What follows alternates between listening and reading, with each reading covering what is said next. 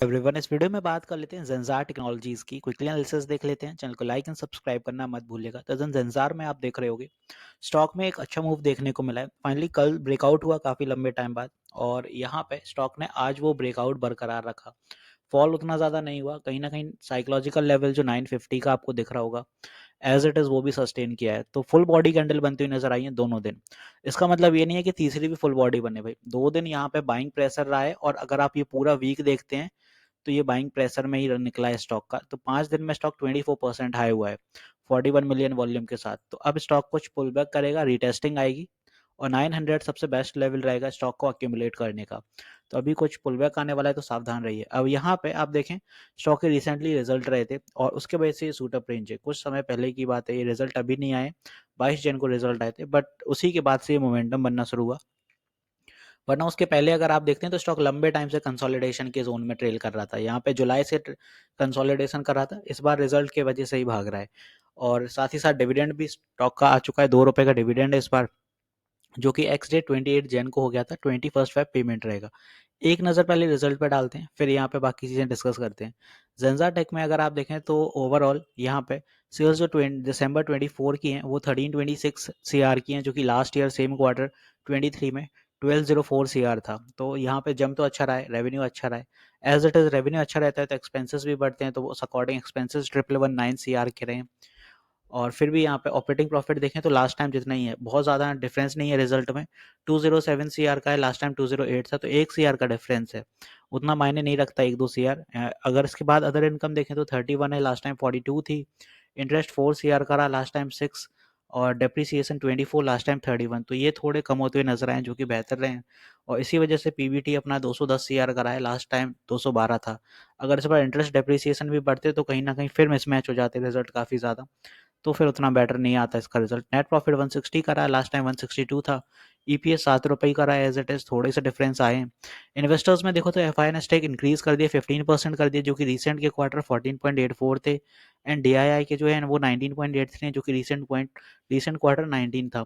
DI में जो stake आते हैं ओवरऑल वो एचडीएफसी के बहुत हैं। यहाँ पे एचडीएफसी का उनका मेजोरिटी ऑफ द फंड यहाँ पे है, जैसे small cap mutual equity flexi Nippon का भी है, एचएसबीसी, आईडीएफसी, आईसीआईसीआई, फ्रैंकलिन, बंधन, डीएसपी। तो यहाँ पे आप देखेंगे मेजोरिटी ऑफ द एक जितने भी बड़े इंस्टीट्यूशंस हैं उनके यहाँ पे स्टेक देखने को मिल रहा है, इसीलिए 19% स्टेक देखने को मिल रहा है डीआईआई का। एफआई में उतना ज़्यादा नहीं है, बट 2 बड़े हैंगे, एक गोल्डमैन का नाम है और एक अमासा होल्डिंग का है।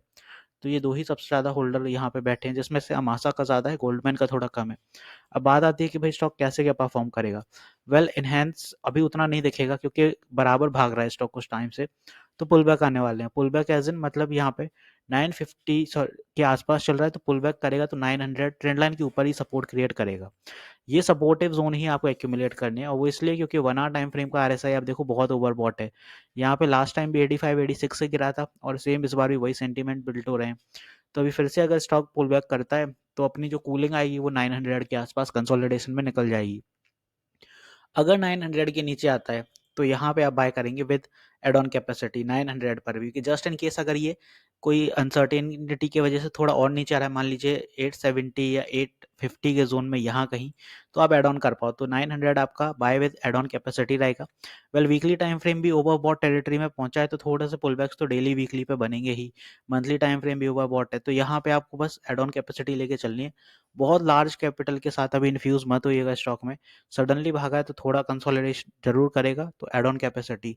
ओके, एड ऑन कैपेसिटी इतना हो जितना आपका 50% कैपिटल आप जो भी इन्फ्यूज कर रहे हैं उसका 50% बचा रहे, तभी आपको यहाँ पे एक ब्यूटीफुल रिजल्ट देखने को मिलेगा। तो कुछ इस तरह से अपना ज़ेंसार टेक रहेगा। अब बात आती है कि रिजल्ट के सॉरी इसके टारगेट कितने जाएंगे। तो एज एन टारगेट जो अपने रहेंगे 1000 का साइकोलॉजिकल लेवल तो बड़ा हर्डल है ही, सस्टेन करता है तो ऊपर के लिए अपन बड़े टारगेट नहीं लेंगे, 20-25 पॉइंट्स के टारगेट लेंगे। ईजी रहते हैं एक्यूमुलेट करना, बहुत ज़्यादा अपन को दिमाग नहीं लगाना होता है कि 500 के लिए सॉरी 100-200 पॉइंट के लिए यहाँ पे स्टॉक भागेगा तभी मैं बुक करूंगा। 25-25 पॉइंट यहाँ पे रिकवर होते जाएंगे, तो यहाँ पे टाइम टू टाइम बुकिंग करते रहिएगा। वजह इसलिए क्योंकि मार्केट एज इट इज़ अभी भी अनसर्टेन है। रिजल्ट अच्छे आ जाने से ये नहीं है कि स्टॉक भागता रहेगा। बहुत ज़्यादा अच्छे रिजल्ट भी नहीं है, एक तरह से लास्ट टाइम से हल्का सा कमी है 1-2 CR, but as it is stock consolidate काफ़ी लंबे टाइम से कर रहा था, तो चलना ज़रूरी है, और वो चल भी रहा है as it is. Order book भी बेटर हो रही है। अब फाइनली यहाँ पे 1100 तक के टारगेट लेके चलते हैं। बाकी स्टॉक में जो स्ट्रॉन्ग सपोर्ट है वो मैंने बता दिए 900 और यहाँ पे जो रहेगा 875 के जोन। तो नीचे वाले ये कुछ अपने सपोर्टिव जोन हो गए, ये अपने रेजिस्टिव हैं। तो आई होप यहाँ पे जेंसार्ट एक बहुत अच्छे से मैंने क्लियर कर दिया। एक चीज़ और बता दूं, मैं लाइव सेशंस भी लेता हूँ मार्केट आवर में, रोज ही लाइव होते हैं, जिसका टाइम होता है अर्ली मॉर्निंग 9:30 बजे मैं लाइव आ जाता हूँ। एटलीस्ट 4 आवर का लाइव सेशन होता है, तो आप अपनी क्वेरीज क्लियर कर सकते हैं, लाइव सेशन में इंटरेक्ट कर सकते हैं। यूट्यूब पर स्ट्रीम होता है, फ्री ऑफ कॉस्ट होता है, एंड सेम एज विथ शाम को 8 बजे भी मैं लाइव देता हूँ, वो भी यूट्यूब पर स्ट्रीम होता है। तो मिलते हैं नेक्स्ट वीडियो में। दिस इज मिसुबम यादव साइनिंग ऑफ।